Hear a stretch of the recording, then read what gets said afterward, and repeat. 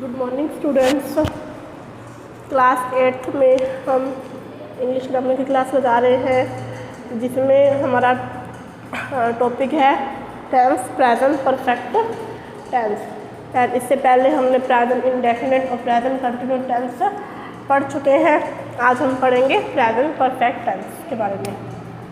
Present perfect tense क्या होता है कि प्रेजेंट परफेक्ट मतलब कि ये जो टेंस है पास्ट और प्रेजेंट दोनों को आपस में जोड़ता है।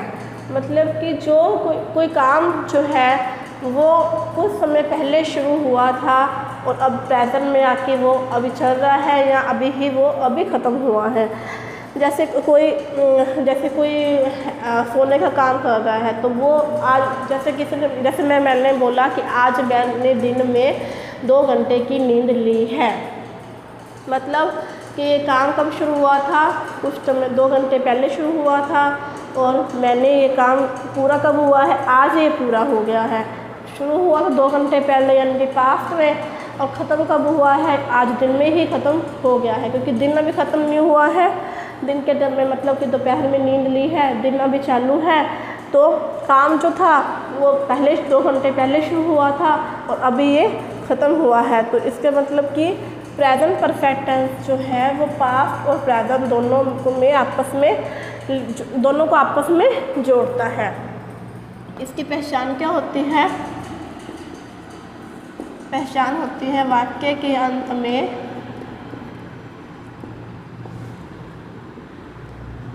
चुका है, चुकी है, चुके हैं। ये जो है शब्द आते हैं जब आप हिंदी में वाक्य को ट्रांसलेट करते हो ना, तब जब ये लास्ट में आपको ये आए कि चुका है, चुकी है, चुके हैं, कर लिया है, कर चुका हूँ, चुकी हूँ, तो वो क्या मतलब, उसका मतलब है ये प्रेजेंट परफेक्ट टेंस है। इसके स्ट्रक्चर देखेंगे क्या होती है। सब्जेक्ट प्लस, इसमें क्या यूज़ करते हैं हम हेल्पिंग वर्ब के लिए, हैज़ या हैव का यूज़ करते हैं। और प्लस हमें पता है हैज़ है, हैव के साथ क्या आता है, वर्ब की थर्ड फॉर्म, और प्लस ऑब्जेक्ट जो भी वाक्य शेष रह गया। ये तो हुआ हमारे असर्टिव वाक्य की सेंटेंस स्ट्रक्चर, असर्टिव यानी कि साधारण वाक्य की। और यदि हमें बनाना हो नेगेटिव वाक्य तो वही कि नोट लगा देंगे, और नोट भी किसके बाद आएगा, हेल्पिंग वर्ब के बाद, यानी कि मेन वर्ब से जो पहले आएगा। ठीक है, तो ये हो गया हमारे नेगेटिव वाक्य।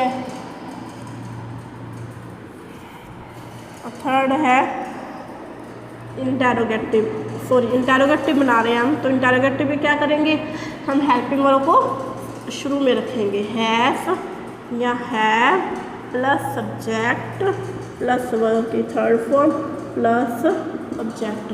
तो ये हमारा क्या बन गया, इंटेरोगेटिव सेंटेंस। यदि आपको इंटेरोगेटिव बनाना है तो आपको हैव प्लस क्वेश्चन मार्क भी आता है।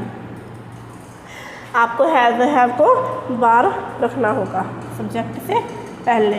और यदि इन दोनों को आपस में हम कनेक्ट करते हैं तो क्या करेंगे, have plus subject plus not आ जाएगा। यहाँ पे क्या आ जाएगा, नोट आ जाएगा, प्लस वर्ब की थर्ड फॉर्म और प्लस ऑब्जेक्ट और क्वेश्चन। ओके, इसके एग्जाम्पल देखते हैं।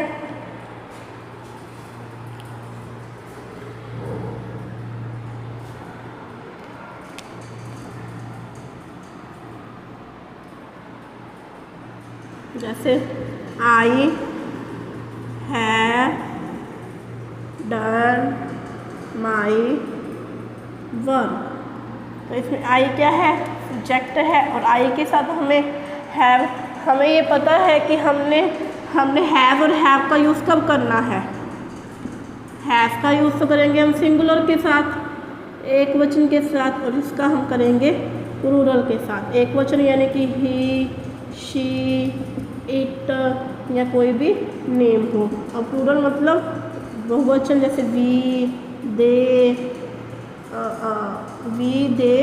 और यू के साथ भी हैव का यूज़ होगा, आई के साथ भी हैज़ का यूज़ होता है। ठीक है, सिंगुलर के साथ करेंगे हैज़ का यूज़, जहाँ हमारा सब्जेक्ट सिंगुलर है वहाँ पे हैज़ लगाएंगे, यदि हमारा सब्जेक्ट प्लूरल है तो हैव लगाएंगे। आई हैव डन, डन क्या है, वर्ब की थर्ड फॉर्म है, फर्स्ट फॉर्म वर्ब की थर्ड फॉर्म है, और माई वर्ब ये हमारा ऑब्जेक्ट हो गया। फर्स्ट फॉर्म क्या होती है इसकी, डू, सेकेंड डिड, और थर्ड होती है डन। ठीक है, जैसे अब एक और सेंटेंस देखते हैं, आई have done my work, she has cooked food, अब हैज़ आ गया, शी है, शी सिंगुलर है तो उसके साथ हमने है लगाया, शी हैज़ कुक्ड फूड, उसने खाना बना लिया है, cooked food, she has cooked food, subject has, third form object. इसे हम अगर नेगेटिव बनाना हो तो क्या करेंगे, she has not cooked food, क्या आ जाएगा, उसने खाना नहीं बनाया है। और यदि इसको हमें इंटरोगेटिव में करना है तो have she cooked food question mark, तो हमने क्या किया, हैज़ को बाहर ले आए। ठीक है, इसी तरीके इसी स्ट्रक्चर के अकॉर्डिंग हम सेंटेंस बनाते हैं।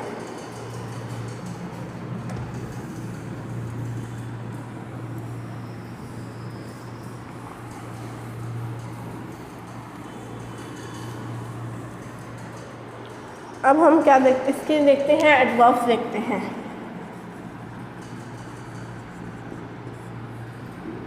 जैसे जस्ट, जस्ट नाउ, ऑलरेडी, और येट, सो फार, और फोर सिंस। फोर सिंस क्या है, ये टाइम के लिए होते हैं, टाइम के साथ आते हैं, इनका यूज़ फोर होता है अनिश्चित समय के लिए, और सिंस होता है निश्चित समय के लिए यूज़ करते हैं। This week, month, year, etcetera. तो आपको क्या वाक्य में ज़्यादातर ये वर्ड्स देखने को मिलेंगे, तो इसका मतलब कि ये क्या है, प्रेजेंट परफेक्ट टेंस है। जस्ट मतलब अभी अभी, जस्ट का मतलब क्या होता है, अभी अभी, और जस्ट नाउ मतलब बिल्कुल अभी, बिल्कुल ही अभी, तुरंत ही मैंने ये काम किया है, ऑलरेडी मतलब पहले से ही। और जो येट, और एक बात ध्यान रखना कि येट और सो फार का जो यूज़ है ना, नेगेटिव वाक्यों में होता है।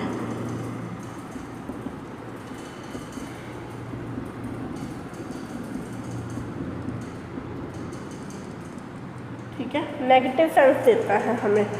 और फॉर का यूज़ होता है, फॉर यानी कि अनिश्चित समय के लिए,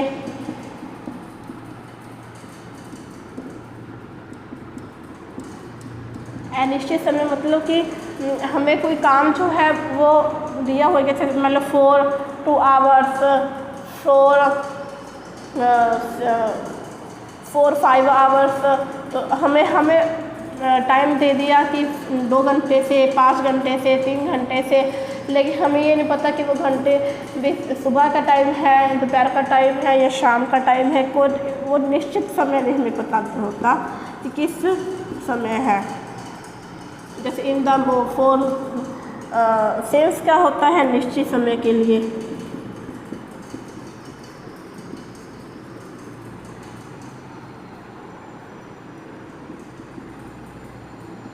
जैसे इसमें जो रखे कि सिंस 5 o'clock, 7 o'clock, तो सिंस 1998, सिंस 2001, तो हमें एक एग्जैक्ट टाइम दिया होता है कि इस टाइम से ये काम हो रहा है। 4 का हम अनिश्चित समय के लिए, 4 के साथ हमेशा समय अनिश्चित होगा, हमें पता नहीं चलता कि किस समय काम शुरू हुआ है। और सिंस निश्चित समय के लिए यूज़ होता है। इसके अब हम कुछ एग्जाम्पल्स करेंगे। एग्जाम्पल्स देखेंगे हम इसके। जैसे पहला है he has just gone out. Just gone out, just आगे ना यहाँ पे he has just gone out. वह हैव जस्ट मतलब अभी अभी, वह अभी अभी बाहर गया है, यानी कि काम हो चुका है, वो जा चुका है। I have recently read this novel. Recently मतलब अभी हाल ही में, यानी कि काम जो है कुछ समय पहले शुरू हुआ था, और लेकिन हुआ था कुछ समय पहले शुरू हुआ था, उसने पढ़ना शुरू किया था और अभी प्रेजेंट में उसने उस काम को ख़त्म कर दिया है, मतलब कि अभी अभी उसने काम को ख़त्म किया है।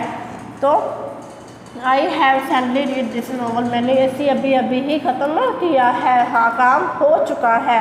काम शुरू कब हुआ था? पास्ट में, और ख़त्म कब हुआ है? अभी प्रेजेंट में। तो ये हमारा present perfect tense. He has been here for 2 weeks. और देखो ही हैज़ बीन यहाँ पे वर्ब की थर्ड फॉर्म के रूप में आया है। हेयर फॉर 2 वीक्स, अब 4 के साथ क्या है? 2 वीक्स। अनिश्चित समय है ना, हमें पता नहीं कौन से 2 वीक्स के बारे में बात हो रही है। महीने में वीक्स तो 4 वीक्स होते हैं, हमको हमें पता नहीं कौन से 2 वीक्स के बारे में बात हो रही है।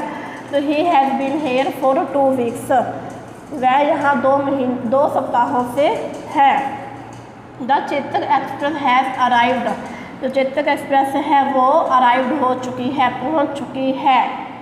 My sister has not got up yet. अब येट का यूज़ मैंने बताया था कि नॉट वाले वाक्यों में होता है, नेगेटिव वाले वाक्यों में। तो माई सिस्टर जो है वो अभी तक उठी नहीं है, यानी कि काम अभी हुआ नहीं है। Has not got up yet मतलब अभी तक।